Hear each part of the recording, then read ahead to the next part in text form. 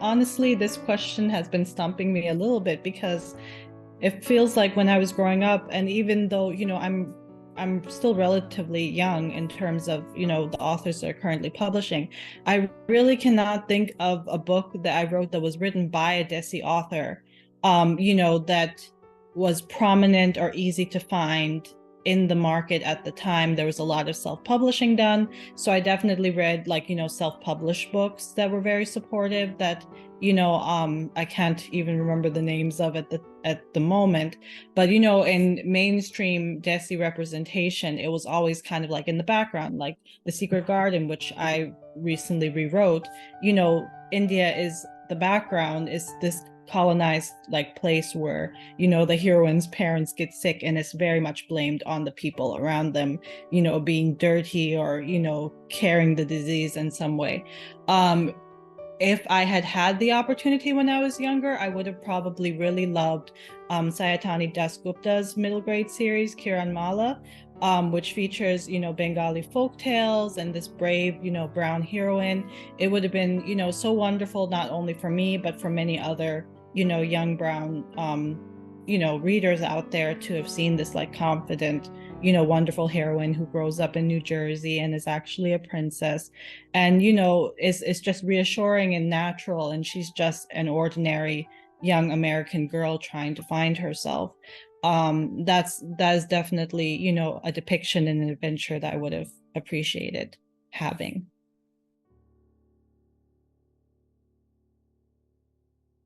I'm going to have to look up the title, but this is one that I recently connected with the author. And it's a debut, it's a middle grade debut. And we actually connected because I was discussing my latest book, A Bit of Earth, which just came out 2 weeks ago from HarperCollins, Green Willow Books imprint, and is a retelling of The Secret Garden. So I was trying to connect with other authors of color writing retellings, and Emmy Pinto reached out to me on Twitter. She's writing Bee Bakshi and the Gingerbread Sisters, and it's a retelling of Hansel and Gretel. It has a young Desi heroine who is, just wants to spend the summer exploring, a theme park with her best friend, but her Indian family decides to have a family reunion on the lake, and she's really upset, oh, I wanted to spend the summer with my best friend, but she finds this magical house across the lake that is kind of like the witch's cottage in Hansel and Gretel, and it's it's kind of like a spooky story. It's an adventure. She makes a new friend. They have to defeat the witch that's trying to prey on kids who are spending the summer at the lake. It just looks like it's going to be fun. It's also from HarperCollins, and it's out in September, I believe. And that's one I'm very excited and hopeful to get an advanced reader's copy for, because it just sounds so fun. And Emmy seems like such a wonderful person and another voice bringing, these kind of classical retellings with a, new flair and a brown heroine to shelves. So I'm looking forward to it.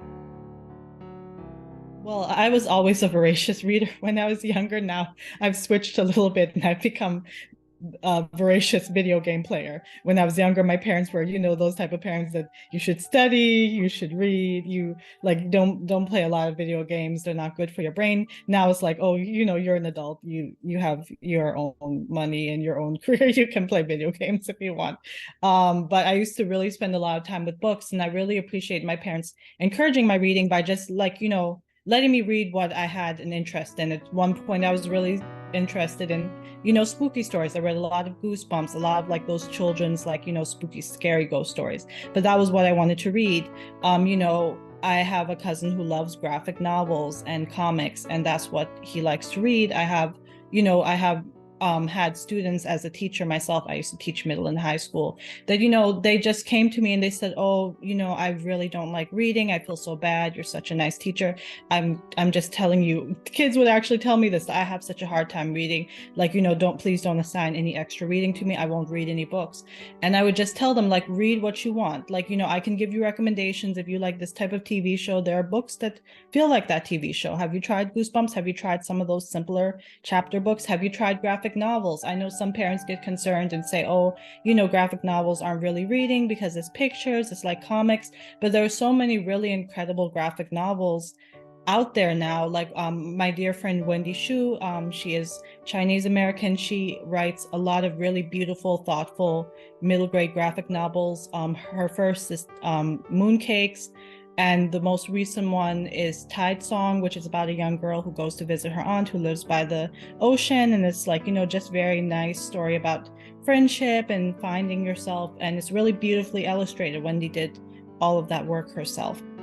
So I would just tell them, like, find something that feels like it's something that you can get interested in and just try few pages at a time. If you need to do an audiobook, if you need to read on the computer, read as an actual book, just do what you need to do and just be patient with yourself.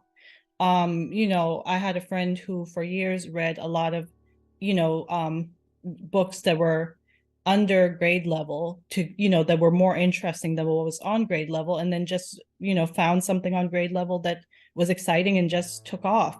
So sometimes you just need to be patient with your pace, and I don't think it's wrong.